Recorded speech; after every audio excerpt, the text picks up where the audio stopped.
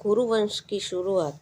पुराणों के अनुसार ब्रह्मा जी से अत्रि, अत्रि से चंद्रमा, चंद्रमा से बुध और बुध से इलानंदन पुरुरवा का जन्म हुआ।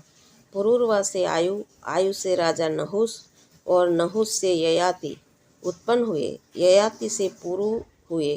पुरु वंश में भरत और भरत के कुल में राजा कुरु हुए और यहीं से कुरुवंश की शुरुआत हुई।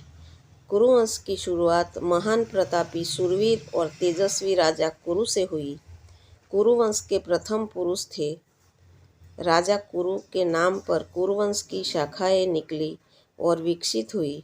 कुरुवंश में एक से एक महान प्रतापी और तेजस्वी वीर पैदा हुए। पांडवों और कौरवों ने भी कुरुवंश में ही जन्म लिया था। महाभारत का युद्ध भी कुरुवंशियों के बीच हुआ था।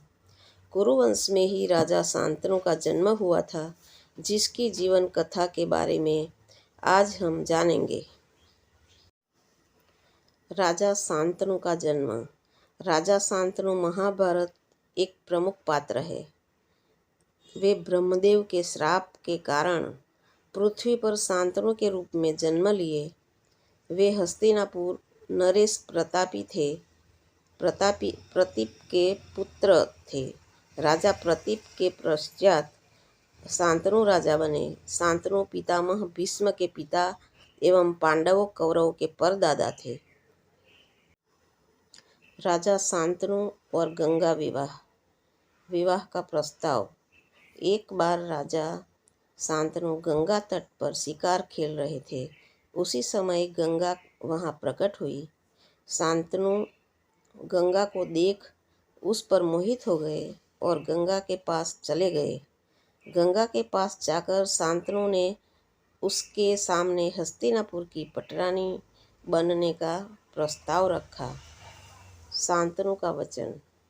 गंगा ने शांतनु का प्रस्ताव स्वीकार कर लिया, लेकिन उसने शांतनु से एक वचन मांगा कि आप कभी मुझसे कोई प्रश्न नहीं करेंगे, चाहे मैं जो करूं, आप मुझे नहीं रोकेंगे।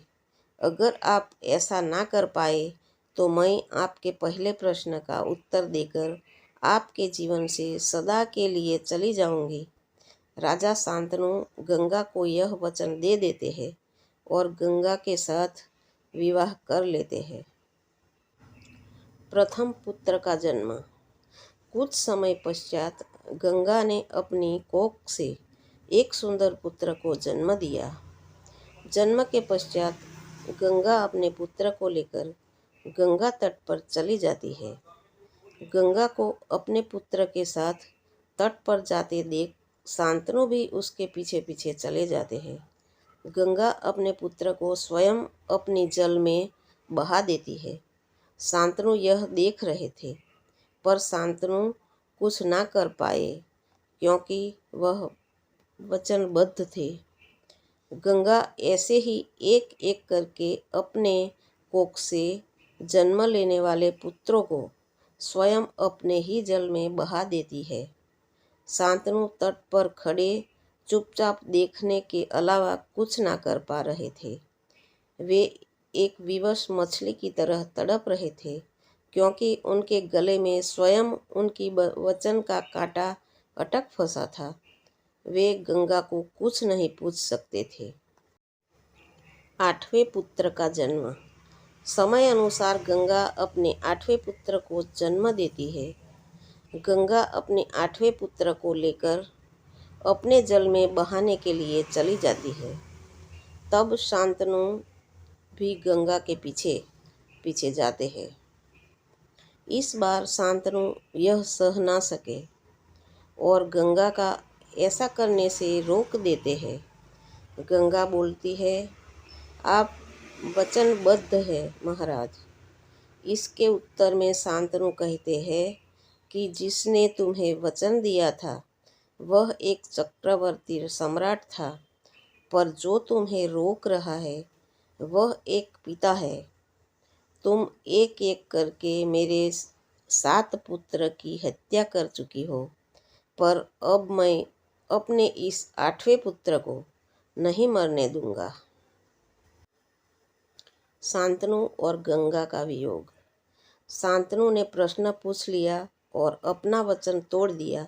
गंगा ने शांतनु के प्रश्न का उत्तर दिया और अपने पुत्र को शांतनु से यह कहकर अपने साथ ले गई कि समय आने पर आपके 8वें पुत्र को आपको लौटा दूंगी।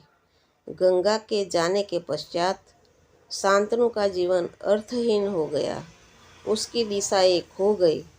उसके जीवन में ही बस एक चीज रह गई, अपने पुत्र देवव्रत के दर्शन की आस।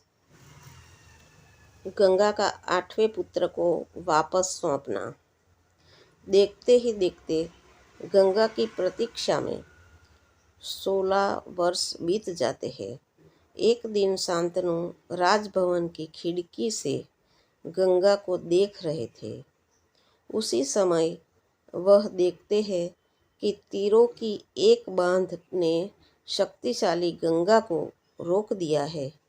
यह देख शांतनु राजमहल से बाहर आए और कंधे से धनुष लिया। धनुष पर बाण लगाया और कमान खींचने ही वाले थे कि गंगा वहां प्रकट हुई। गंगा को देख शांतनु धनुष नीचे कर लेते हैं। शांतनु गंगा के पास जाते हैं और गंगा को राजमहल वापस चलने के लिए बोलते हैं, परंतु गंगा यह नहीं कर सकती थी। गंगा अपने पास 8वें पुत्र देवव्रत को शांतनु को सौंप देती है और शांतनु के जीवन से सदा के लिए चली जाती है। समय के साथ देवव्रत की वीरता और साहस को देख शांतनु उसे हस्तिनापुर का युवराज नियुक्त कर देते हैं।